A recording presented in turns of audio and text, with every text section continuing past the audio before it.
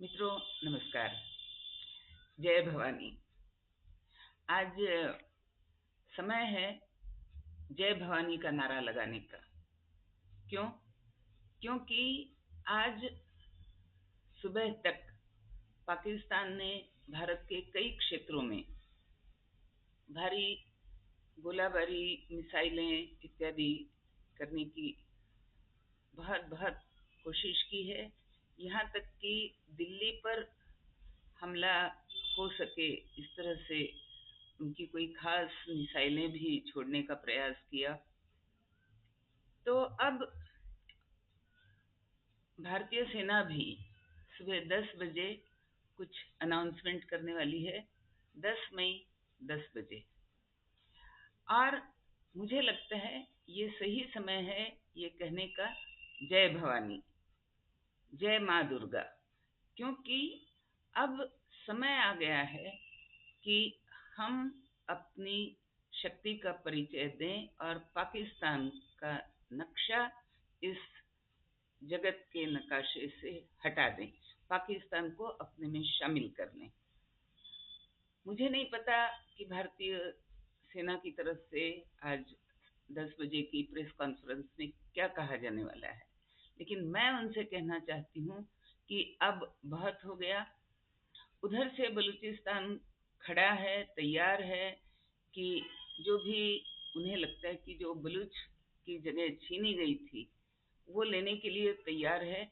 इधर से भारत को तैयार हो जाना चाहिए कि जो 1947 में हमसे हमारी जमीन छीनी गई और एक गलत तरीके से छीनी गई। गलत तरीका इसलिए, गैर कानूनी तरीका इसलिए कि जो कॉन्स्टिट्यूएंसीज बनी थी जिनमें वोटिंग करा करके पूछा गया कि क्या मुसलमान अलग पाकिस्तान चाहते हैं, उस समय जिस प्रकार मुस्लिमों के लिए एक कॉन्स्टिट्यूएंसी दी गई थी, तो उस प्रकार हिंदुओं के लिए कोई कॉन्स्टिट्यूएंसी नहीं दी गई थी। 40 करोड़ के आसपास हिंदू थे और उनमें से एक से भी नहीं पूछा गया कि क्या आप पाकिस्तान बनने देना चाहते हैं। केवल 5-7 करोड़ मुसलमानों से पूछ करके पाकिस्तान बनाया गया। तो ये पूरी तरह से गैर कानूनी था। पाकिस्तान हमारा है, पाकिस्तान पर हमारा हक है। और आज अगर भारतीय सेना कुछ अनाउंसमेंट करती है तो मैं चाहती हूँ कि वो ये अनाउंसमेंट करें, भारत सरकार ये कहे कि हम अब पाकिस्तान को अपने में मिला रहे हैं, अपने में वापस शामिल कर रहे हैं। और इसके लिए जय भवानी कहना बहुत आवश्यक है। क्यों? एक दो बातें मैं कहना चाहती हूँ। एक तो इस जय भवानी का जो स्पिरिट है, जो इसके पीछे की जो संकल्पना है, इसके पीछे का जो अधिष्ठान है, वो तो मोदी जी ने आरंभ कर ही दिया ऑपरेशन सिंदूर के नाम से। देखिए कि जो पिछले 2-3 दिनों से जो सेना की तरफ से, विदेश मंत्रालय की तरफ से या भारत सरकार की तरफ से जो अधिकृत बयान दिए जा रहे हैं, उनमें भी कौन है आगे बयान देने में?